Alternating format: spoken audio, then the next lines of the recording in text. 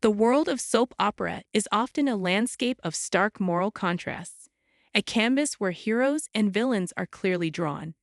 Yet, the most compelling and unsettling narratives are those that emerge from the gray areas, from characters who slither into the community's fabric before revealing their darkness, and from the devastating consequences that ripple out from a single malicious act. The storyline surrounding Theo Silverton in Coronation Street is a masterclass in this nuanced psychological horror. It is a harrowing exploration of domestic abuse, the crushing weight of guilt, and the precarious house of cards built upon a secret that threatens to collapse under the weight of a single, whispered confession. Initially, Theo Silverton was presented as a figure worthy of sympathy. Introduced through his connection to the sharp-witted Todd Grinshaw, he'd appeared as a man burdened by his past, seeking a fresh start. This deliberate framing by the narrative is crucial. It mirrors the classic pattern of the abuser, who often presents a charming, wounded facade to the world and their victim. The initial red flags were subtle, almost excusable under the guise of intense passion. A possessive jealousy towards Todd's close relationships with Billy Mayhew, George Shuttleworth, and Summer Spellman. This insidious beginning is the bedrock of coercive control, a tactic designed to isolate the victim from their support network, making them solely dependent on the abuser. The escalation from emotional to physical violence was a devastating yet tragically common progression. Theo's campaign of manipulation, belittling Todd's appearance, diet, and lifestyle, was a systematic erosion of his self-esteem. It created a psychological prison long before the beatings began. The moment Todd's bruised body was witnessed by Billy at Debbie Webster's wedding was a visceral turning point, not just for the characters, but for the audience. The private horror was made public, shattering the illusion Theo had carefully cultivated. Todd's tentative step towards freedom, aided by Billy's unwavering support, offered a fleeting glimpse of hope, a classic narrative beat before the catastrophic twist. The Corriedale crossover event of January 5th was not merely a sensational plot device. It was the crucible in which Theo's character was irrevocably forged into that of a murderer.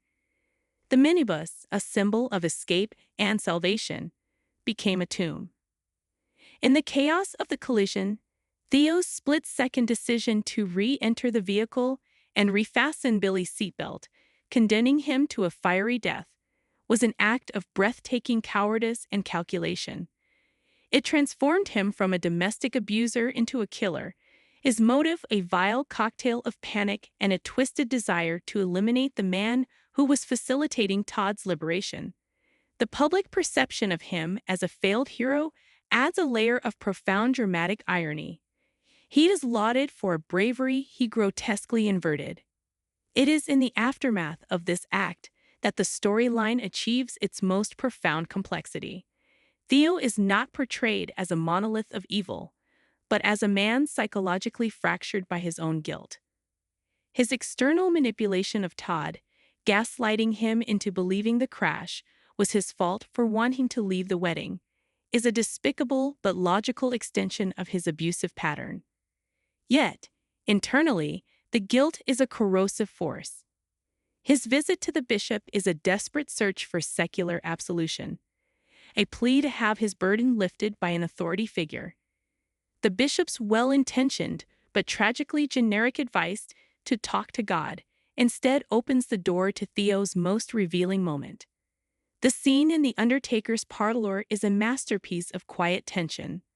Alone with Billy's coffin, Theo's confession is not to a divine entity, but to his victim. He approaches the coffin and tells him how sorry he is that he left him to die. This moment is multifaceted.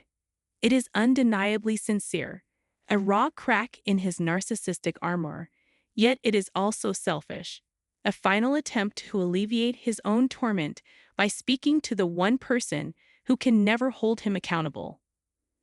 The slamming door that punctuates this private lament is the sound of fate intervening. It is the quintessential soap opera twist, propelling the narrative forward with the terrifying question, who heard? This single sound effect transforms Theo's secret from a private burden into a ticking time bomb within the community. The guilt, however, is not Theo's alone. The storyline brilliantly weaves a tapestry of shared culpability and intersecting secrets. Debbie Webster, herself a passenger in the car that caused the catastrophe, is drowning in a different kind of guilt, one born of tragic circumstance rather than malice. Her dementia adds a layer of pathos and unreliability, while the shocking revelation that her driver, Carl, is actually her secret son, adds a dynastic secret to the mix. Her offer of £3,000 for Billy's funeral, a gesture meant to atone, instead becomes a catalyst for further violence. It destabilizes the fragile Todd, prompting Theo's protective and possessive instinct to flare not into comfort, but into a public, aggressive lashing out at Debbie. This attack is pivotal. It demonstrates Theo's escalating inability to maintain his facade. His mask of concerned boyfriend slips to reveal the controlling, violent man beneath, and he does so in front of witnesses. For Carl, rushing to defend Debbie, the motivation is fraught. While genuine concern may exist, the overriding drive is the preservation of his own secret, the truth of his identity and his role in the accident. He cannot allow a distressed Debbie, in her confused state, to say something incriminating under Theo's assault. Thus, the confrontation becomes a clash of hidden agendas, a silent battle between two men with devastating secrets to keep, using the vulnerable Debbie as the battleground. As Billy's funeral approaches, the stage is set for an explosion of heightened emotion. Funerals in soap operas are never just about mourning. They are pressure cookers for truth. With Todd grieving, Debbie fragile, Carl paranoid, and Theo's guilt reaching a fever pitch, the community gathers under a shroud of shared yet isolated sorrow. The whispered confession in the undertaker's hangs over the proceedings like a specter. Will the mourner who overheard reveal the truth? Will Debbie's dementia cause a slip of the tongue? Will Theo's own behavior, under the strain of the day, finally betray him? The unraveling of Theo Silverton is more than a simple villain's comeuppance. It is a stark, timely examination of the anatomy of abuse and the psychological fallout of violence.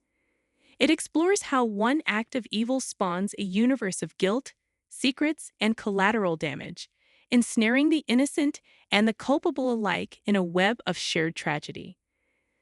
The question is no longer if the truth will emerge, but when and what devastating shape justice will take when the fragile walls of deception finally come crashing down on a street where secrets are the most permanent residents.